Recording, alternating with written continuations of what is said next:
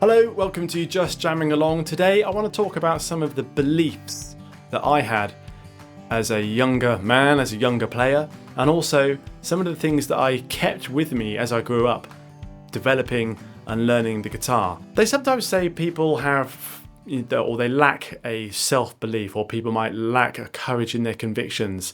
For me, I want to talk about the things that I put too much belief in, and I'm not just talking about, mistakes like not learning theory or not doing enough practice. I'm talking things that fundamentally I believed, which I now realise held me up or even inhibited my ability to learn and play. So if you're a younger person, if you're just taking up guitar, or perhaps you learned guitar a while ago, decided you weren't getting very far, put it down, you might be reconsidering picking the guitar up again.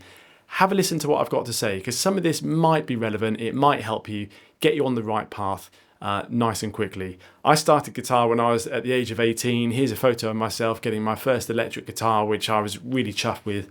But I had no guidance. I had nobody in my family was a musician. I had no friends who were into music. I grew up in a town that didn't have a live music scene. So I was really just kind of working everything out by myself. And with no teaching and no guidance. And unfortunately, I kind of put my belief and faith in a few things which were really quite wrong. So let's have a look at those. So the first one, around about 1993, I got my first electric guitar. My influences were people like Eric Clapton, Martin Knopfler, Jimi Hendrix, Brian May. Those are the guys that were influencing the type of music that I listened to.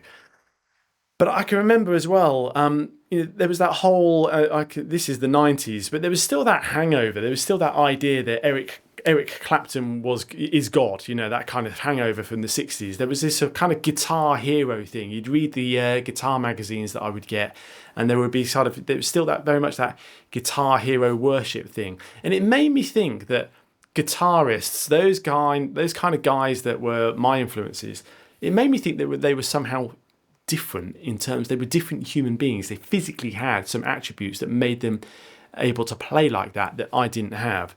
That was the reason why they were famous, is because they were extraordinary, And I now realise, of course, that's not the case. They're not extraordinary. They were normal humans like you and me.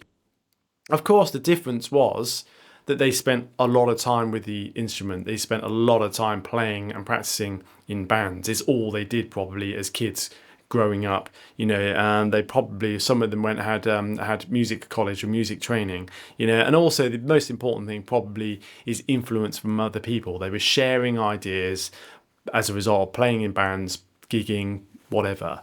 So that's kind of what made them good. But also they were creative with their instruments as well, and they were innovative. But they were human, they were normal like you and me. But the problem with me thinking that they were somehow different and that they were sort of, godlike, Eric Clapton is God, the problem with that is you start thinking, well, I'm never going to be like that, so I'm not going to bother trying. So you kind of almost make yourself think, well, I'm not good enough to play this piece of music by Eric Clapton, this piece of tab, so I'm not going to bother trying.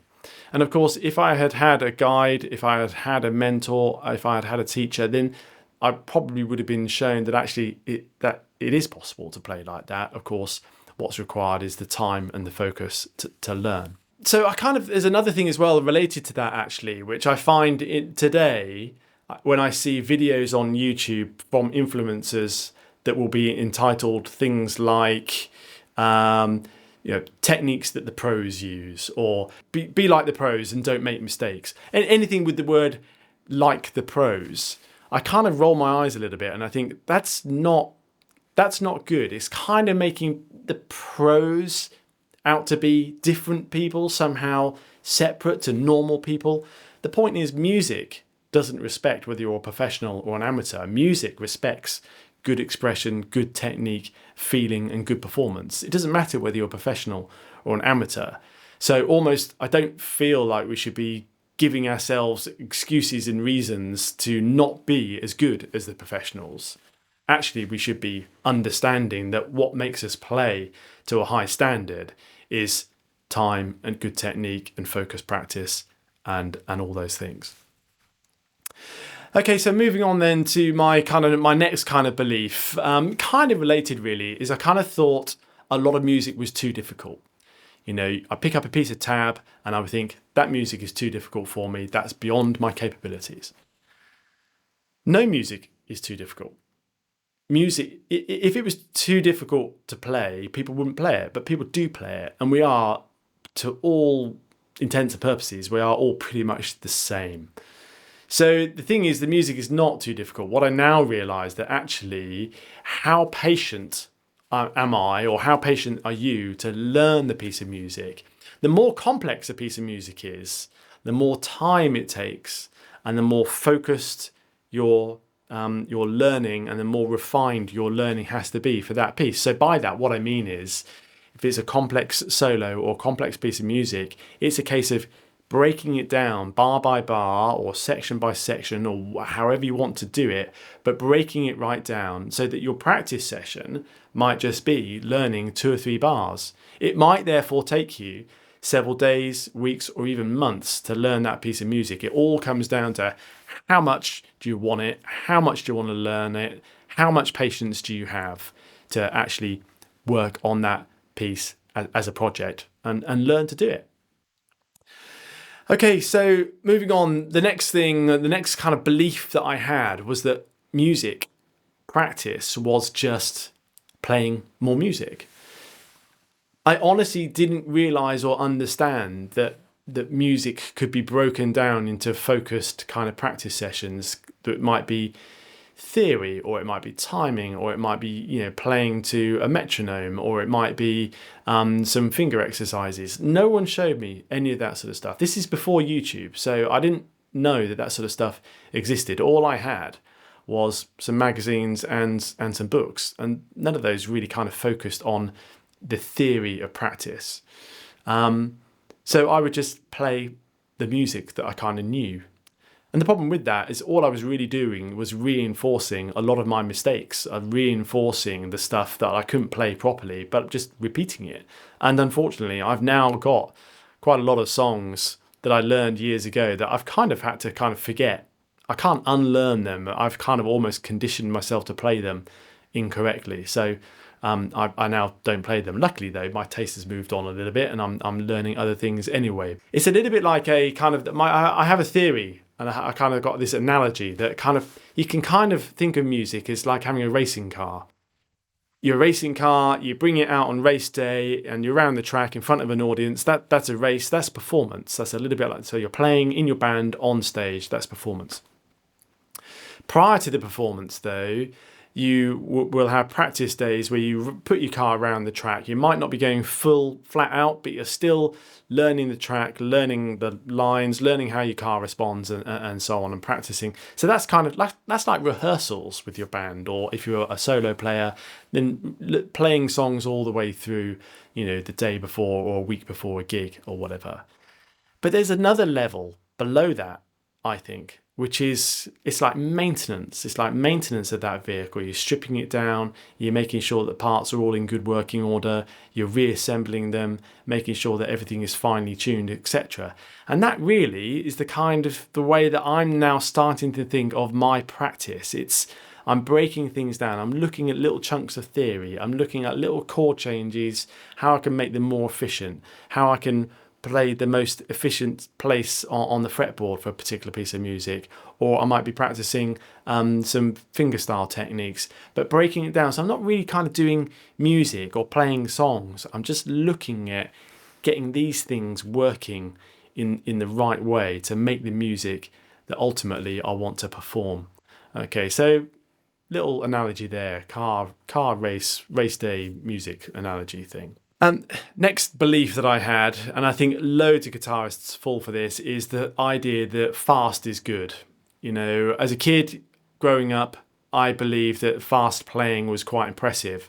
And of course, coming from people like, you know, whoever, Eric Clapton or Martin Knopfler or Eddie Van Halen or Jimi Hendrix or whoever, of course it is impressive because it's musical and it's innovative and creative. The problem is, though, that has been taken, I think, away into the world of noodling by amateur and, in some cases, professional musicians as well. You go into guitar shops, or if you see local bands playing, you're quite often between songs or whatever, you'll see guys just noodling around making sort of nonsense noise. And whilst there's no bad thing, it's quite good fun, I suppose, if you're the one doing it. It might help you understand how a guitar sounds or how an amp sounds and so on.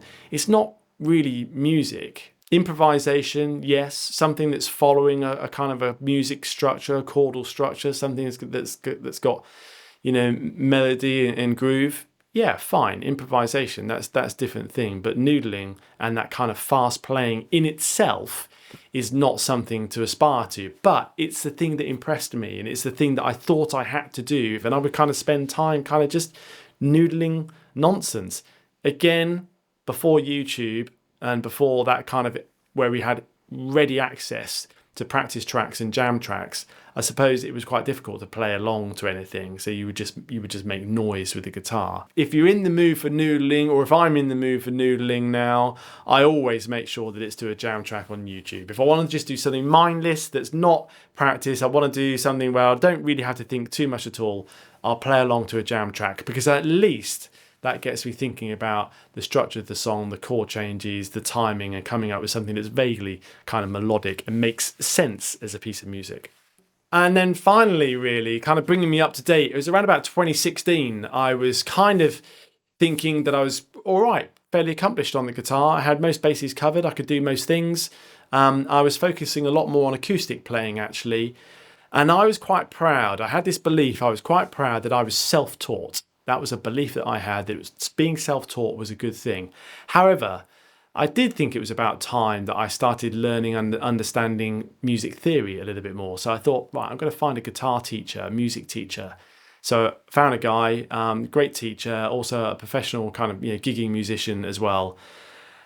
And I had no idea that my encounters, my sessions with him would make me fundamentally reassess my music, my understanding of music, my understanding of my own abilities.